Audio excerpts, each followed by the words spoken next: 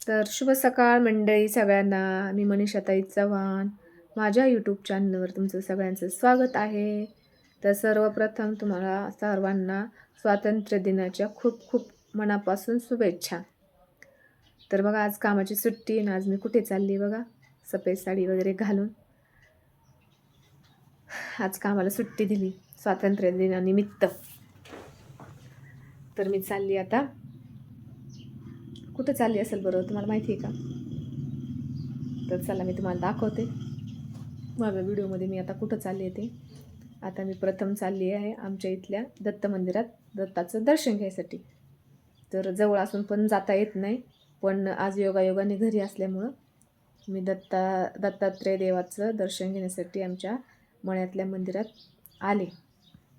तर बघू शकता आमच्या इथलं मंदिर कसं आहे ते.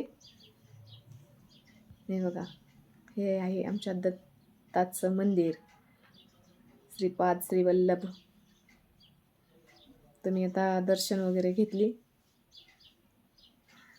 विठ्ठल रुक्माईचं पण घेतलं. आणि हे आहेत संत महंत पंढरीनाथ महाराज, आमच्या मळ्यातलेच. आणि हे आपले बालकृष्ण.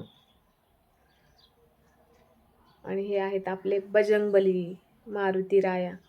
असे सगळ्या देवांची मी दर्शनं घेतले आणि निघाले आता माझ्या शाळेत. माझ्या शाळेत म्हणजे मी 1ली ते 4थीपर्यंत या शाळेत शिकले, ती शाळा. तर मला माझ्या शाळेवर खूप प्रेम आहे आणि मी त्या शाळेत लिहायला वाचायला शिकले.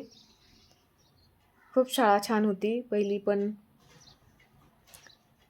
तुम्हाला दाखवते मी माझी शाळा, चला. जिल्हा परिषद प्राथमिक शाळा नारायणवाडी शाळेचं नाव. तर तुम्ही बघू शकता माझी शाळा, ही आहे माझी शाळा. तर बघू शकता तुम्ही, बेंच टाकलेत बसायला मान्यवरांना, पालकांना, अध्यक्षांना. टेबल ठेवल्यात, खुर्च्या ठेवल्यात. आणि इथं चाललं आहे रांगोळी काढायचं काम. झेंडावरती बांधून घेतला आहे. तर आम्ही पण लहानपणी असंच झेंड्याभोवती सारवण करायचो. आदल्या दिवशीच रांगोळी वगैरे छान मस्तपैकी काढायचं. तर आज हे बघून मला पुन्हा एकदा लहानपणीची आठवण झाली माझ्या शाळेची. 1ली ते 4थीच्या वर्गात शिकायला होते मी ह्या शाळेमध्ये, जिल्हा परिषद प्राथमिक शाळा नारायणवाडी. तर बघा हे ग्राउंड. पहिलं ह्या ग्राउंडमध्ये बसायला जागा पुरायची नाही पोरांना. आणि आता बघा, प्राथमिक शाळेत कुणी घालत नाही शाळा मुलांना. आता प्रायव्हेट शाळा, मोठ्या मोठ्या शाळा, त्याच्यातच पोरांना शाळेत घालतात शिकण्यासाठी. त्याच्यामुळं प्राथमिक शाळेत जास्त मुलं नाही आहेत. असो, पण तरी ही शाळा कमी पट असूनही शाळा सुरू आहे, बंद नाही केली. मस्त असं नियोजन चालले आत्ताही, पहिल्यासारखंच. पण एवढंच की 1ली जास्त मुलं होती, आत्ता कमी मुलं आहेत. तर मुलांना बसण्यासाठी असं फक्कीने ग्राउंड आखण्याचं काम बारीक पोरं करतायत. तर आमचा झेंडा बांधून घेतला आहे, मस्त अशी रांगोळी वगैरे काढली आहे झेंड्याभोवती. मला पण खूप भारी वाटलं, मी शाळेत आले बघितलं. तर मग मी पण म्हटलं जरा चला मदत करावी, आपली शाळा आहे, आपल्या शाळेसाठी थोडंसं काहीतरी मदत. मग रांगोळी काढली मी आणि काढू लागले मी ताईला. त्या ताई आणि मी रांगोळी काढत होतो. मस्त रांगोळी काढली, त्याच्यात कलर वगैरे सगळे भरले. तर हे ग्राउंड आखायचं काम चालू होतं मॅडमचं मुलांचं. आम्ही काढत होतो रांगोळी. फक्कीनी ग्राउंड आखून घेतलं पोरांनी. इकडं वयस्कर महिला बसल्यात, काही पालक आलेत, महिला आल्यात. भारी वाटतं पण कधीतरी असं. आज किती दिवसानंतर म्हणण्यापेक्षा किती वर्षानंतर मी माझ्या शाळेत प्रथमच आले, पण भारी वाटलं. ते शिक्षक नाही आहेत पहिले, हे दुसरे शिक्षक आहेत, पण सगळे चांगले आहेत. तर हे बघा, हे ग्राउंड आखण्याचं काम चालू आहे मुलांना बसण्यासाठी. मुलांची धावपळ इकडं तिकडं. पहिल्यासारखंच मला सगळं पहिलं वातावरण आठवलं. हे पाहिलं की सगळं माझं लहानपणीचं वातावरण मला आठवलं. खूप भारी वाटलं मला शाळेत येऊन. मॅडमशी बोलले. मस्त आता रांगोळी वगैरे सगळी झाली आमची काढून. आता सगळं आखणी बिकणी झाली ग्राउंडची. आता निघाली प्रभात फेरी.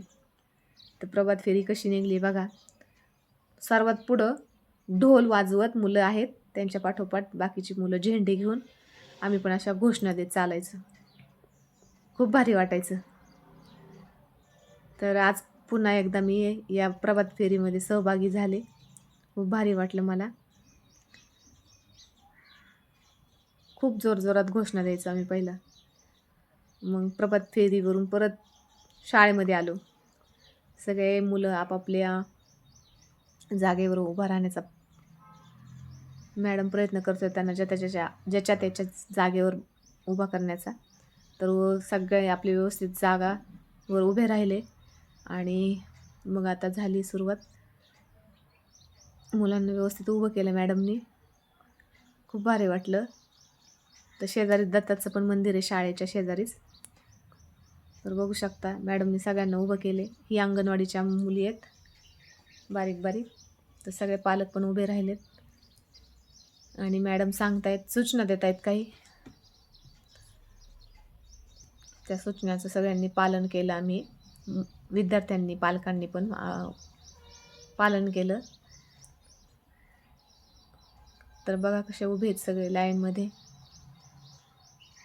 खूप भारी वाटते हे वातावरण बघून. छोटी छोटी मुलं आहेत. आता 1ली ते 4थीची किती मुलं असणार नाही काय. तर आमचा झेंडा फडकवायचं काम अजून बाकी आहे. तर सर्वप्रथम ध्वजाचं पूजन चालू आहे. काही उपस्थित ग्रामस्थांनी, अध्यक्षांनी ध्वजाचं पूजन केलं. बघू शकता तुम्ही अशा प्रकारे पूजन चालू आहे ध्वजाचं.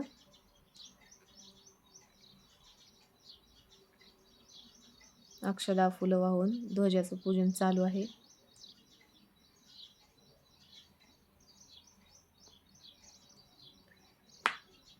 हे आहेत अध्यक्ष महोदय, कार्याध्यक्ष पूजन करतायत ते विलास नाना पानसरे. त्यांच्या समवेत आहेत सचिन काशीद सर. हे पण ह्या शाळेत शिकले, माझ्या वर्गातच होते. आम्ही पुन्हा एकत्र आलो ध्वजारोहण समारोहात. तर काही महिलांनी पण पूजन केलं आणि श्रीफळ वाढवला ध्वजाला आणि कार्यक्रमाची सुरुवात केली.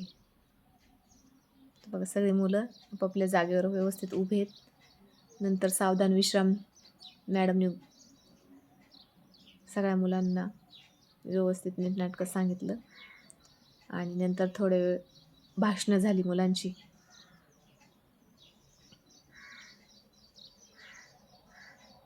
छोट्या छोट्या मुलांनी भाषणं केली, खूप छान भाषणं केली. आणि ही तर अंगणवाडीचीच मुलगी आहे, सचिन काशीद सरांची मुलगी. या चिमुरडीने पण छोटंसं भाषण केलं तिच्या बोबड्या शब्दात. खूप भारी वाटलं. पण प्रयत्न केला. अशी मुलं पाहिजेत प्रयत्न करणारी. आणि हे आईवडिलांचंच काम असतं, आपल्या मुलांना कसं घडवायचं ते. काही मुलांचा सत्कार केला, मान्यवरांचा, वयस्कर महिलांचा सत्कार केला. ह्या तिघी पण प्रत्येक कार्यक्रमाला शाळेतल्या उपस्थित असतात.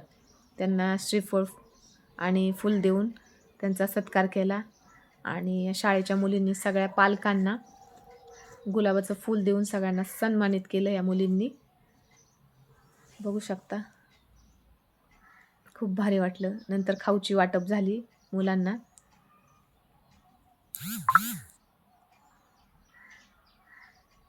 भारी वाटलं सगळं. कार्यक्रम एकदम व्यवस्थित चालू आहे. झेंड्याचं फडकवण्याचं काम पण झालेलं आहे. आणि आता अशा बसल्या सगळ्या महिला बेंचवर कार्यक्रम बघत. सगळं मला माझं बालपण आठवत होतं. पालकांना पण बिस्किटचे पुडे दिले आणि नंतर शपथविधी, जे मुलांकडून शपथ घेतली कसं वागायचं, काय वागायचं. आणि नंतर शेवटीला सगळ्यांची एक सेल्फी घेऊन कार्यक्रम समाप्त समाप्त झाला. माझा व्हिडिओ कसा वाटला लाईक करा.